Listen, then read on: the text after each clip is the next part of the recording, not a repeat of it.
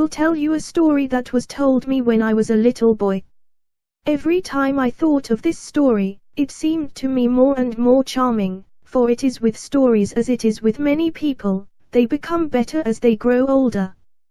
I have no doubt that you have been in the country, and seen a very old farmhouse, with a thatched roof, and mosses and small plants growing wild upon it. There is a stork's nest on the ridge of the gable, for we cannot do without the stork. The walls of the house are sloping, and the windows are low, and only one of the latter is made to open. The baking oven sticks out of the wall like a great knob. An elder tree hangs over the palings, and beneath its branches, at the foot of the paling, is a pool of water, in which a few ducks are disporting themselves. There is a yard dog too, who barks at all corners.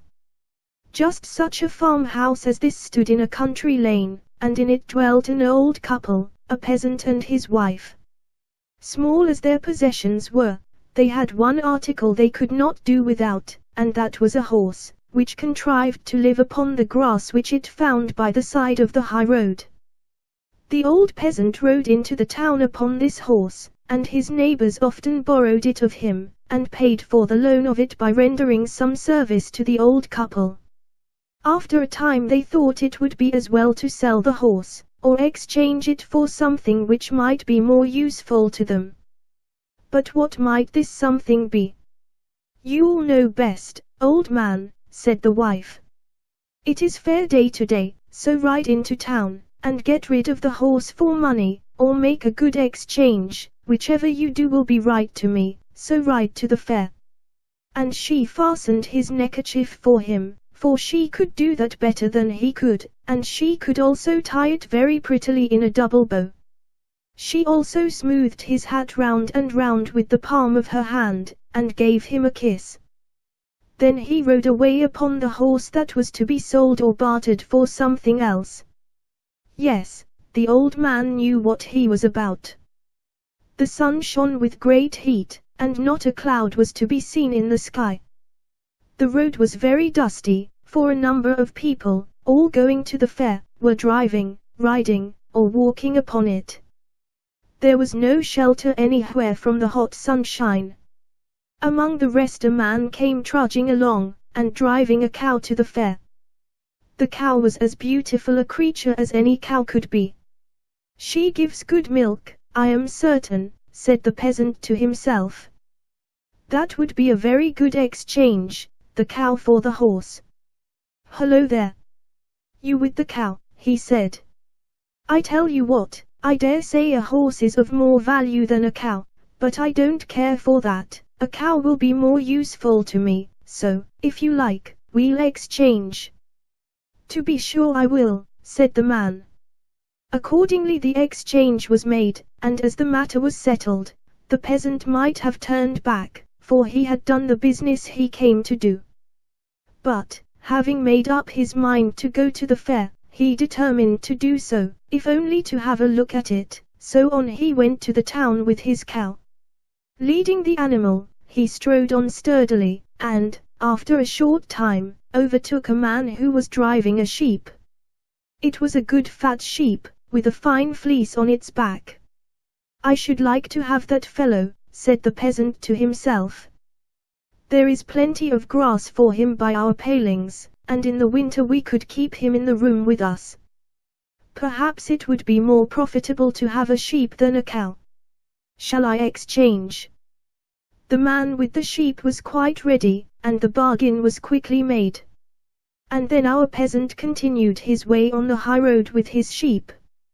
Soon after this, he overtook another man, who had come into the road from a field, and was carrying a large goose under his arm.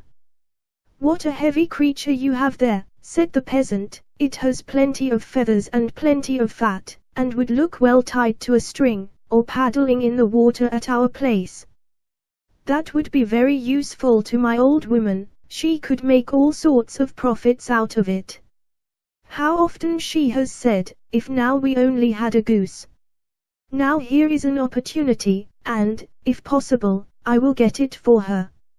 Shall we exchange? I will give you my sheep for your goose, and thanks into the bargain. The other had not the least objection, and accordingly the exchange was made, and our peasant became possessor of the goose. By this time he had arrived very near the town. The crowd on the high road had been gradually increasing, and there was quite a rush of men and cattle. The cattle walked on the path and by the palings, and at the turnpike gate they even walked into the toll-keeper's potato field, where one fowl was strutting about with a string tied to its leg, for fear it should take fright at the crowd, and run away and get lost. The tail feathers of the fowl were very short, and it winked with both its eyes, and looked very cunning, as it said cluck, cluck. What were the thoughts of the fowl as it said this I cannot tell you, but directly our good man saw it, he thought, why that's the finest fowl I ever saw in my life, it's finer than our parson's brood hen, upon my word. I should like to have that fowl. Fowls can always pick up a few grains that lie about, and almost keep themselves. I think it would be a good exchange if I could get it for my goose. Shall we exchange? He asked the toll-keeper. Exchange, repeated the man, well, it would not be a bad thing. And so they made an exchange. The toll-keeper at the turnpike gate kept the goose, and the peasant carried off the fowl. Now he had really done a great deal of business on his way to the fair, and he was hot and tired. He wanted something to eat, and a glass of ale to refresh himself, so he turned his steps to an inn. He was just about to enter when the ostler came out, and they met at the door. The ostler was carrying a sack. What have you in that sack? Asked the peasant. Rotten apples, answered the ostler, a whole sack full of them. They will do to feed the pigs with. Why, that will be terrible waste, he replied. I should like to take them home to my old woman. Last year the old apple tree by the grass plot only bore one apple, and we kept it in the cupboard till it was quite withered and rotten. It was always property, my old woman said, and here she would see a great deal of property, a whole sackful. I should like to show them to her. What will you give me for the sackful? Asked the ostler. What will I give? Well, I will give you my fowl in exchange. So he gave up the fowl, and received the apples, which he carried into the inn parlor. He leaned the sack carefully against the stove, and then went to the table. But the stove was hot, and he had not thought of that. Many guests were present, horse dealers, cattle drovers, and 2 Englishmen. The Englishmen were so rich that their pockets quite bulged out and seemed ready to burst, and they could bet too, as you shall hear. Hiss SS, hiss SS. What could that be by the stove? The apples were beginning to roast. What is that? Asked one. Why, do you know, said our peasant. And then he told them the whole story of the horse, which he had exchanged for a cow, and all the rest of it, down to the apples. Well, your old woman will give it you well when you get home, said one of the Englishmen. Won't there be a noise? What? Give me what? Said the peasant. Why, she will kiss me, and say, what the old man does is always right. Let us lay a wager on it, said the Englishman. We'll wager you a ton of coined gold, 100 pounds to the hundredweight. No, a bushel will be enough, replied the peasant. I can only set a bushel of apples against it, and I'll throw myself and my old woman into the bargain. That will pile up the measure, I fancy. Done, taken, and so the bet was made. Then the landlord's coach came to the door, and the 2 Englishmen and the peasant got in, and away they drove, and soon arrived and stopped at the peasant's hut. Good evening, old woman. Good evening, old man. I've made the exchange. Ah, well, you understand what you're about, said the woman. Then she embraced him, and paid no attention to the strangers, nor did she notice the sack. I got a cow in exchange for the horse. Thank heaven, said she. Now we shall have plenty of milk, and butter, and cheese on the table. That was a capital exchange. Yes, but I changed the cow for a sheep. Ah, better still, cried the wife. You always think of everything, we have just enough pasture for a sheep. Use milk and cheese, woolen jackets and stockings. The cow could not give all these, and her hair only falls off. How you think of everything. But I changed away the sheep for a goose. Then we shall have roast goose to eat this year.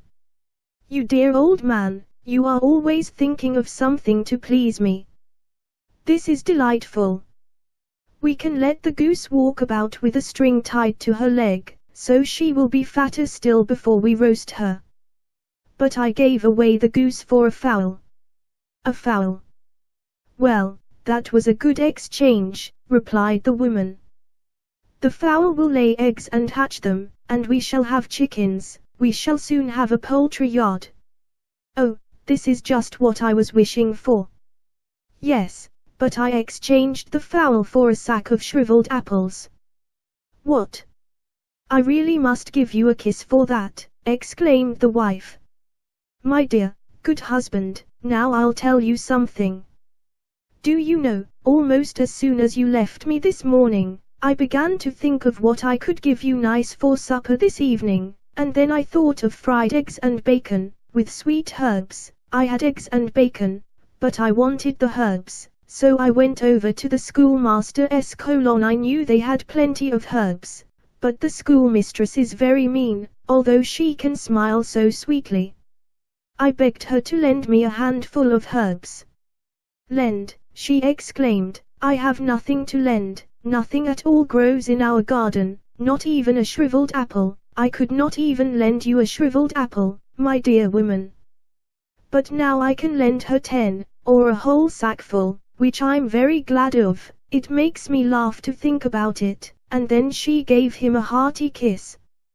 Well, I like all this, said both the Englishmen, always going down the hill, and yet always merry, it's worth the money to see it. So they paid 100 weight of gold to the peasant, who, whatever he did, was not scolded but kissed. Yes, it always pays best when the wife sees and maintains that her husband knows best, and whatever he does is right. That is a story which I heard when I was a child, and now you have heard it too, and know that what the old man does is always right.